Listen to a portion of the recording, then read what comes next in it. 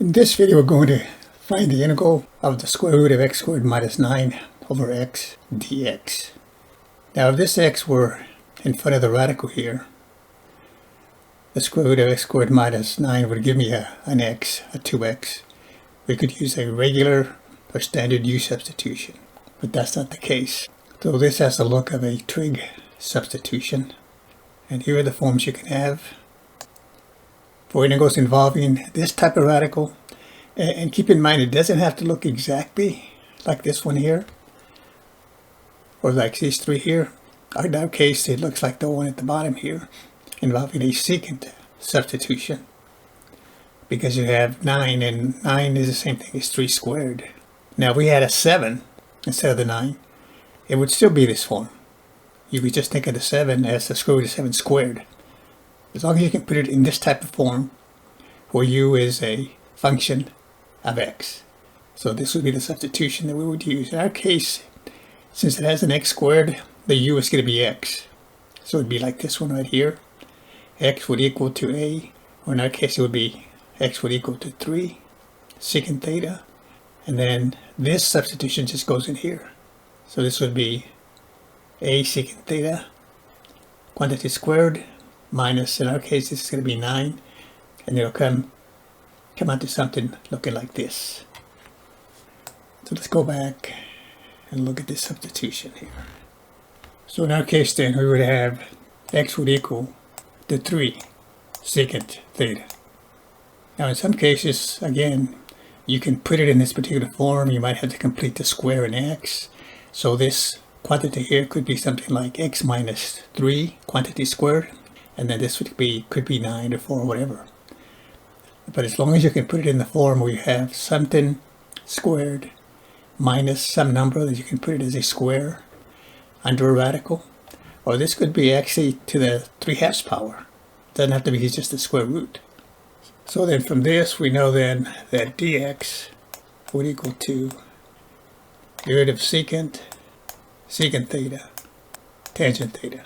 And this would be d theta. And this, we'll put this together then.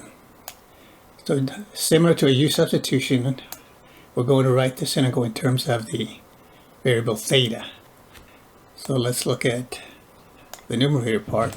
At x squared minus 9 is equal to the square root of, okay, so now we have x squared, so here's x, so you square this. That's going to go into the radical. That'll be 3 squared would be 9.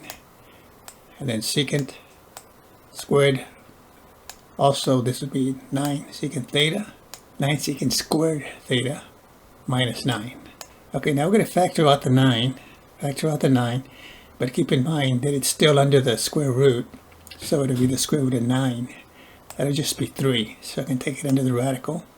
And then when I take out the 9 here and bring it outside because of the square root, this is with secant squared theta minus 1.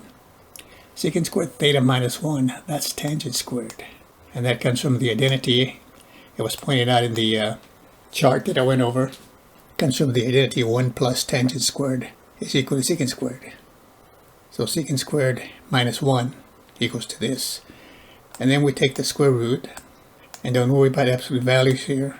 For these types of problems, we're just interested in the integral.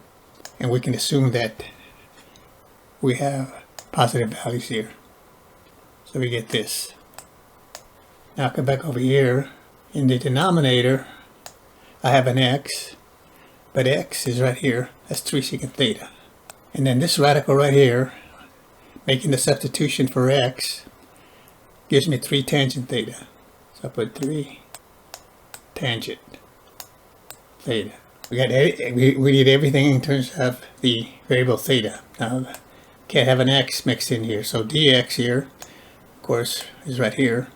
We can replace it with 3 secant theta, tangent theta, that's d theta. And then look at this now, secant theta,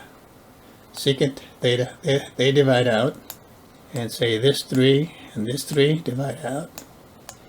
So this gives me then the integral of 3, and then we have tangent here, and then I got another tangent here, so this is going to be 3 tangent squared theta, d theta. And we have tangent squared. Now we just have to integrate tangent squared theta times 3. And let's replace it here. But put the 3 out here. Tangent squared, again, this is the identity we've been using over here also. 1 plus tangent squared theta is equal to secant squared theta. So in place of tangent squared, take the 1 over. Tangent squared can be replaced by secant squared theta minus 1. This will be secant squared theta minus 1. And now we just integrate term by term here. I could break it up into 2 integrals, but all we're doing here is taking the integral of the first of secant squared and then the integral of minus 1 with respect to theta. So this is going to give me 3. And the integral of secant squared, you have to know your basic integrals, is tangent theta. So it's the integral and then multiplied by 3. And the integral of minus 1 with respect to theta is minus theta, but that times 3.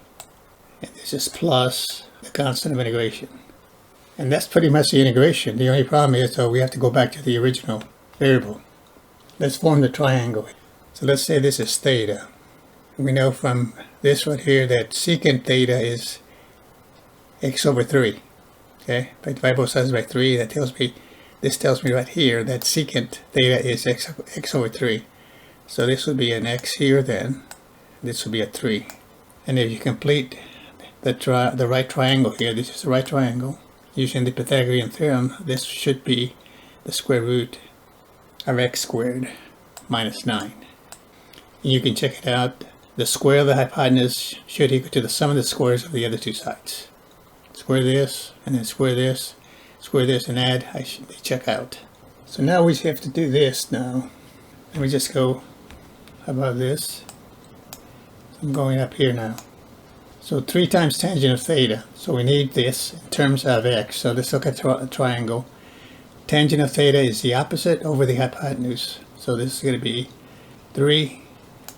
And then the tangent of theta is the square root